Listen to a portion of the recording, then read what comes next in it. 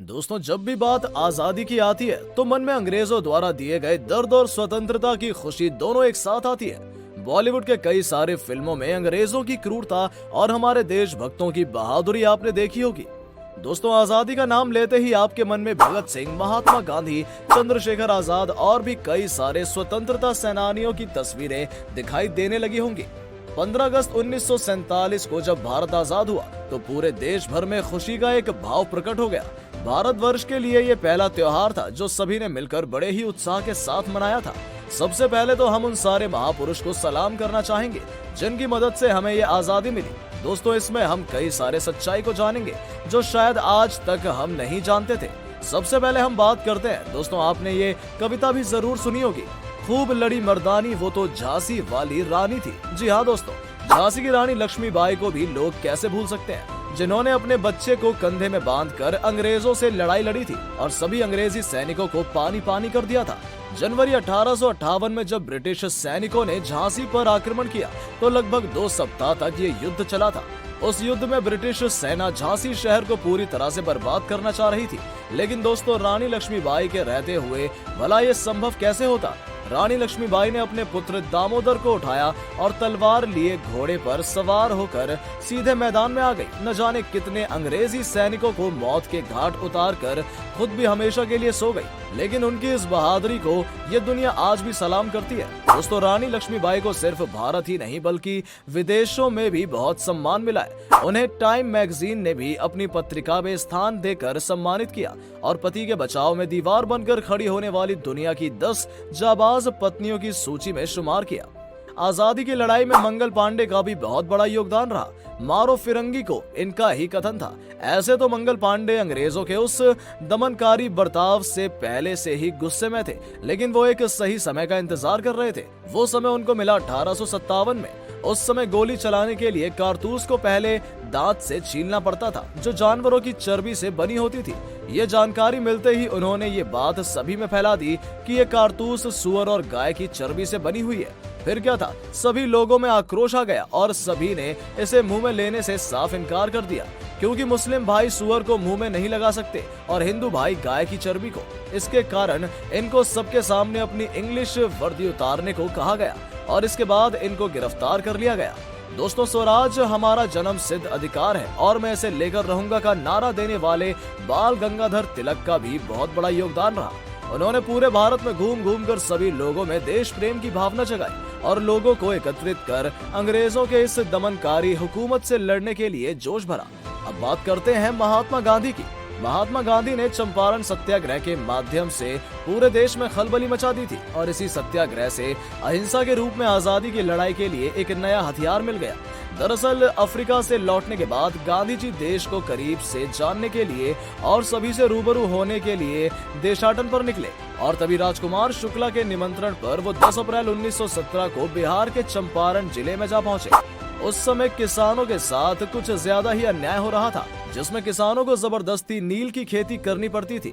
उसके बाद गांधी जी ने सभी को देश प्रेम और अपने हक के लिए डटकर खड़े रहने के लिए बताना शुरू कर दिया। इसके बाद इनको समाज में असंतोष फैलाने का आरोप लगाकर चंपारण छोड़ने का आदेश दिया गया, लेकिन इन्होंने साफ मना कर दिया और इसके कारण इनको जेल में डाल दिया गया। दोस्तों, आपको ये डायलॉग भी बहुत अच्छी तरीके से याद होगा कि मैं आजाद हूँ और आजाद ही मरूंगा। जी हाँ दोस्तों, चंद्रशेखर आजाद भी एक ऐसे वीर थे जिनके नाम से ही अंग्रेज डरते थे। इन्होंने भी तमाम देशवासियों के अंदर वो जोश भर दिया था कि लोग अंग्रेजों का सामना करने से थोड़ा भी नहीं डर रहे थे। दोस्तों, जब चंद्रशेखर आजाद 15 साल के थे तब उन्हें किसी केस में एक जज के सामने पेश किया गया था और वहां पर जब इनको अपना परिचय देने को कहा गया तो इन्होंने अपना परिचय मेरा नाम आजाद है, मेरे पिता का नाम स्वतंत्रता और जेल मेरा घर है, ये सुनने के बाद ब्रिटिश जज भड़क गए और चंद्रशेखर आजाद को 15 कोड़े मारने की सजा सुना दी। आजाद ने चोरी चोरा कांड और काकोरी कांड में भी अपना अहम योगदान दिया था और इसके बाद 1928 में लाहौर में ब्रिटिश ऑफिसर एसपी सैंडर्स को गोली मारकर लाला लाजपत राय की मौत का बदला लिया था।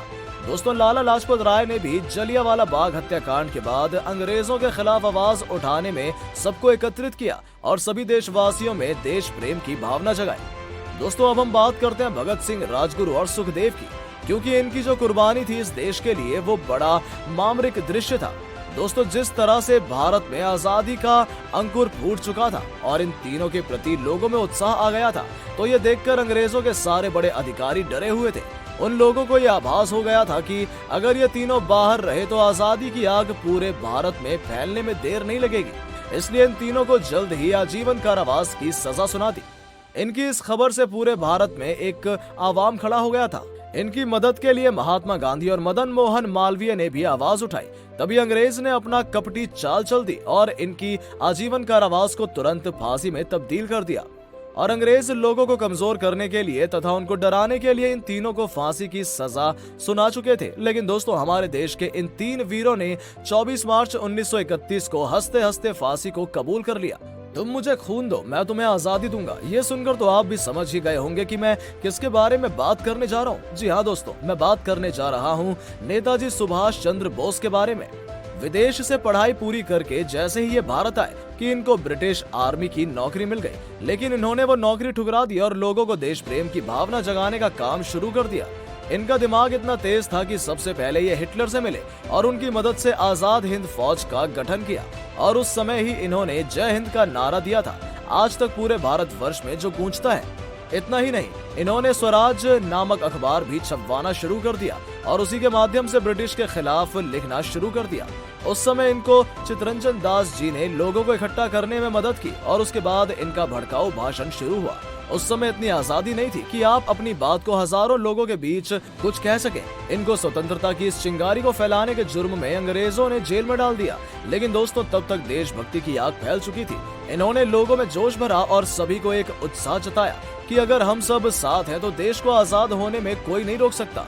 इन्होंने सारे लोगों से बड़े ही जोश के साथ कहा, तुम मुझे खून दो, मैं तुम्हें आजादी दूंगा।